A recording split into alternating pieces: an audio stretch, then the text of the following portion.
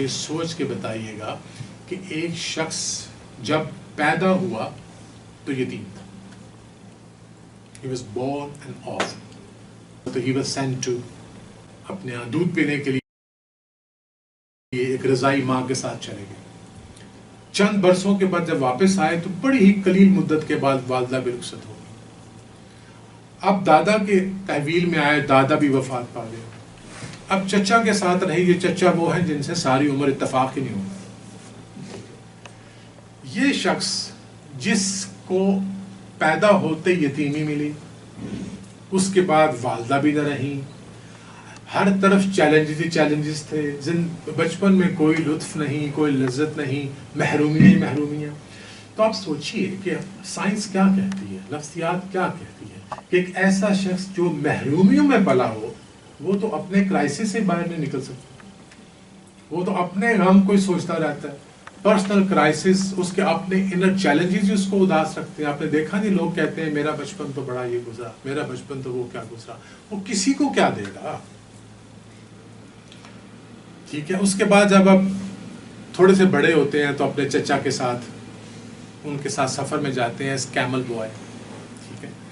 اب سوچیے کہ ایک ایسا شخص جسے بچپن میں کوئی ایسی چیز نہ ملی ہو جس پہ بچے فخر کرتے ہیں، میری ماں کا پیار تھا، میرا باپ بڑا شفیق تھا، یہ وہ وغیرہ وغیرہ.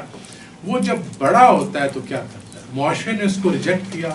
اس نے ریٹرن کیا کیا؟ اس نے غلامی کا انتہائی ذہانت کے ساتھ خاتمہ کیا. اس نے وہ معاشرہ جہاں اخلاق کا برا حال تھا اس کو بڑے سلیقے سے سکھایا. دیکھیے کیا ہوا. اب جب یہ شخص اس معاشرے میں آتا ہے تو کس معاشرے میں کون سا معاشرہ اس کو دیا گیا ٹھیک کرنے کے لیے؟ یہ وہ معاشرہ ہے جہاں کعبہ کے ارد گرد 360 کے قریب بت تھے اور لوگ ننگے طواف کرتے تھے، سیٹیاں بجاتے تھے، تالیاں بجاتے تھے. یہ تھا طواف کا منظر. ان پڑھ سوسائٹی تھی، کتاب کا کوئی تصور نہ تھا، کوئی کالج نہیں تھا، کوئی یونیورسٹی نہیں تھی. یہاں سے جب فاتحین گزرا کرتے تھے، فاتحین کی فوجیں، تو آپس میں بات کیا کرتے تھے یہاں کون رہتا ہے، کہاں یہ وہ گو کھانے والے لوگ جو قبریں کھودتے ہیں. ٹھیک ہے. اور ہنسا کرتے تھے کہ اس میں کیا اٹریکشن ہے، اس علاقے میں کوئی حملہ آور ہی نہیں کبھی آیا کہ یہ تو صحرا، یہاں کیا ہے جس کے لیے حملہ کیا جائے.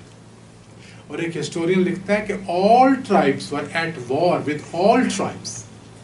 تمام قبائل ایک دوسرے سے جنگ میں مصروف تھے. ان کے توہمات کو اگر آپ پڑھیں تو آپ کو حیرت ہوگی کہ اونٹوں کے ساتھ کس طرح کے توہمات وابستہ تھے، کس کو نہیں مارنا، کس کو مارنا ہے. So it was a superstitious society.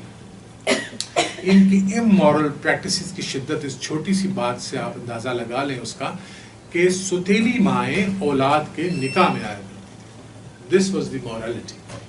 بچیوں کو دفن کیا جاتا تھا کہ جو مردانہ تمرد ہے اس کے لیے وہ توہین کا باعث ہے کہ میرے بیٹی.